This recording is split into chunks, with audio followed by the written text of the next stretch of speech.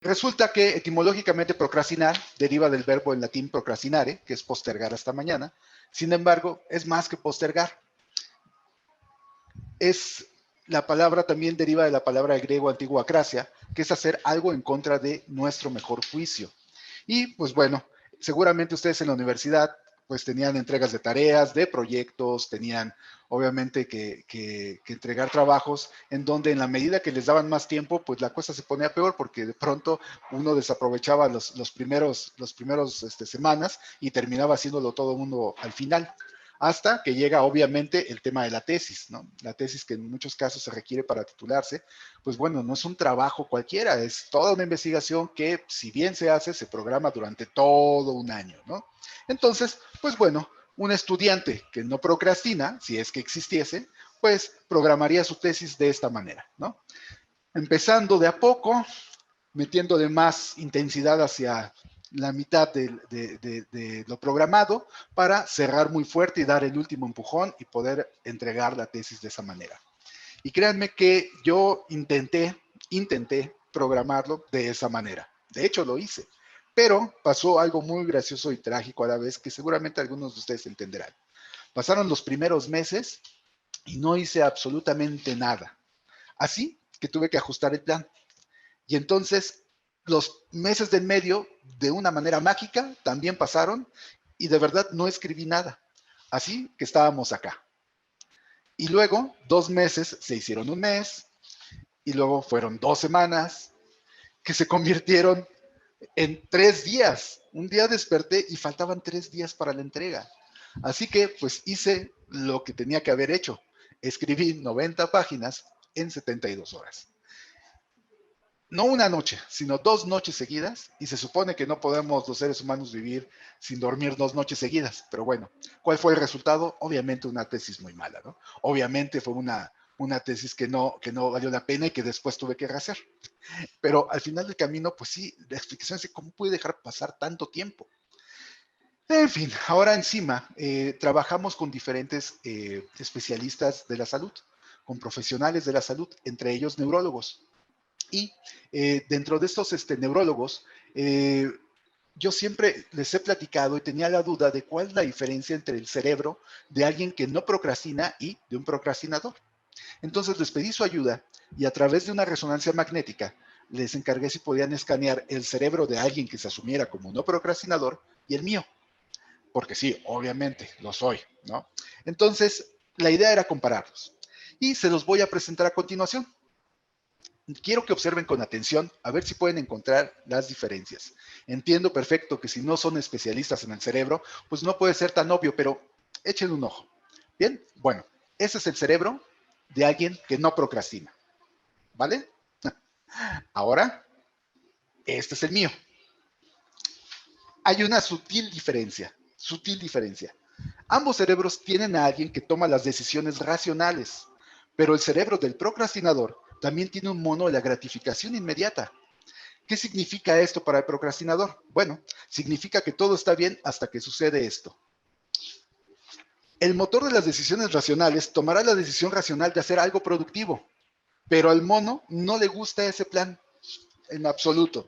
Por eso toma el timón y dice, en realidad, leamos, metámonos a internet y leamos si realmente la mamá de Luis Miguel fue asesinada por Luisito Rey, porque lo acabo de ver en la serie y no lo puedo creer todavía.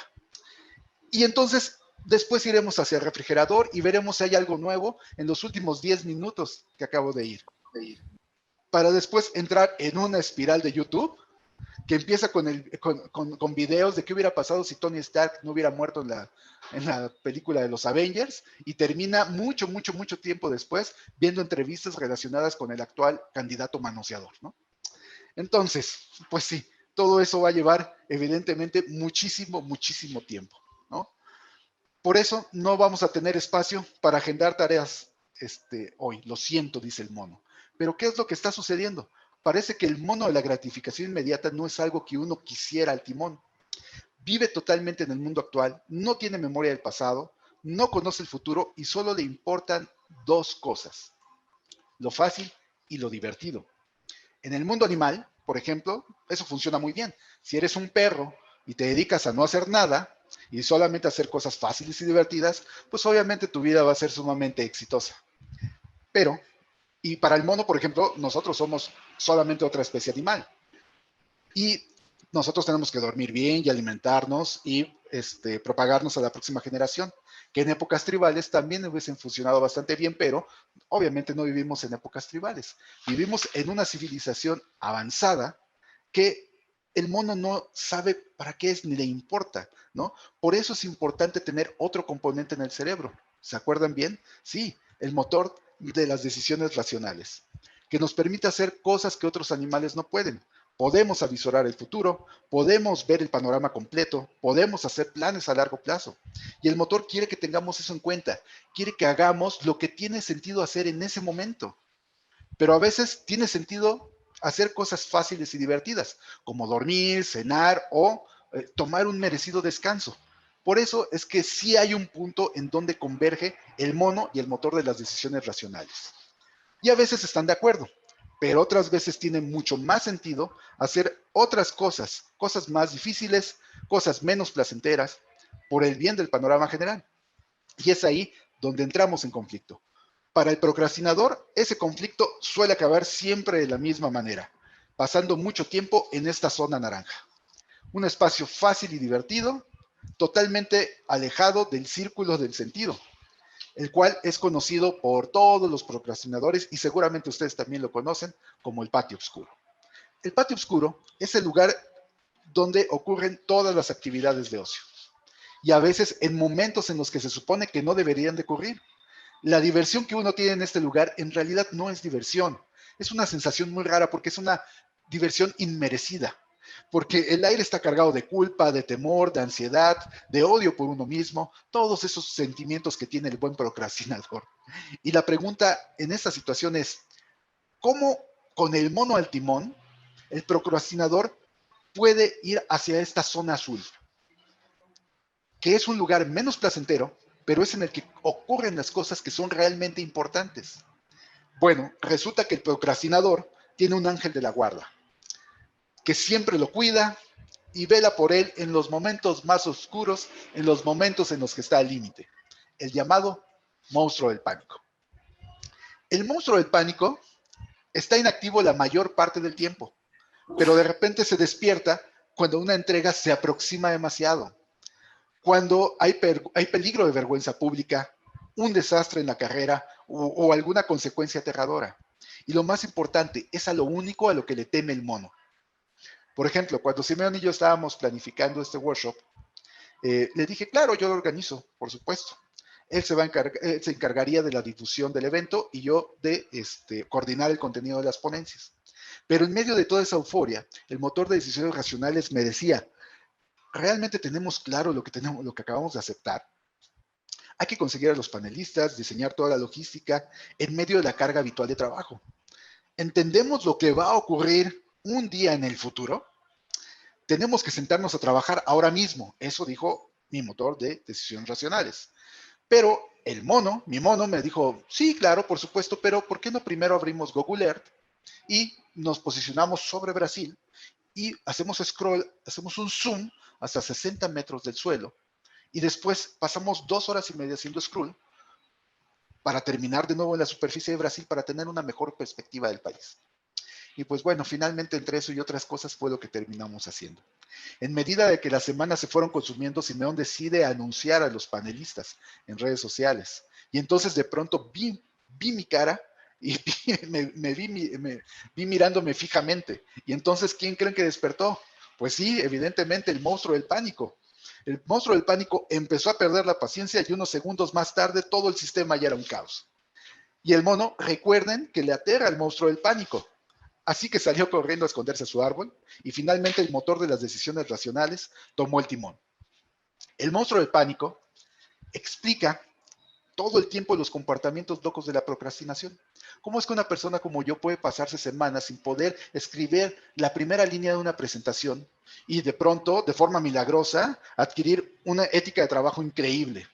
Toda esta situación con los 3 personajes es el sistema de procrastinación. Ahora bien, debemos de tomar cuidado y reflexionar en lo siguiente. El monstruo del pánico solamente aparece si la tarea tiene un deadline, si existe un plazo para la tarea. Por ejemplo, los propósitos de Año Nuevo son el claro ejemplo de situaciones que de alguna manera planificamos, pero que no le damos una fecha de compromiso. Por lo tanto, en ese tipo de acciones, el monstruo del pánico nunca aparece. Son acciones que domina el mono de la gratificación inmediata. Por lo tanto, es muy posible que no lleguen nunca a la resolución. ¿Como cuál es? Hacer ejercicio, abandonar un hábito dañino, visitar a la familia, tomarse un café con un amigo, todo aquello que siempre terminamos postergando, todas esas acciones que estamos dejando para el día de mañana. Y hay que tener mucho cuidado porque si no aparece el monstruo del pánico, evidentemente no hay forma de que lo podamos resolver algún día. Y eso puede ser, obviamente, pues causa de infelicidad y de frustración a largo plazo. Toda esa sensación de creer y sentir que jamás hacemos realidad nuestros sueños, pero es porque no ponemos fechas, no ponemos un deadline. Así que reflexionemos finalmente acerca de temas de la de procrastinación y sobre todo en este tiempo donde debemos de cuidar que inclusive haciendo home office no empecemos a perder el foco y el sentido, que no vayamos a sentir que todos los días son domingo. Es importante identificar a qué se debe la procrastinación. Procrastinar no es un asunto de holgazanería, eso tiene que quedar muy claro, sino de manejo de las emociones. Esta autoconciencia es una pieza clave para entender por qué procrastinar nos hace sentir mal. Las personas se enganchan en este círculo irracional de procrastinación crónica debido a una incapacidad para manejar estados de ánimos negativos en torno a una tarea, aburrimiento, ansiedad, inseguridad, frustración, resentimiento y más. Nuestros cerebros siempre están buscando recompensas relativas. Si tenemos un círculo de hábitos alrededor de la procrastinación, pero no hemos encontrado una mejor recompensa, nuestro cerebro va a continuar haciéndolo una y otra vez hasta que le demos algo mejor que hacer. En el caso de la procrastinación, tenemos que encontrar una mejor recompensa que el evadir, una que pueda aliviar nuestros sentimientos desafiantes.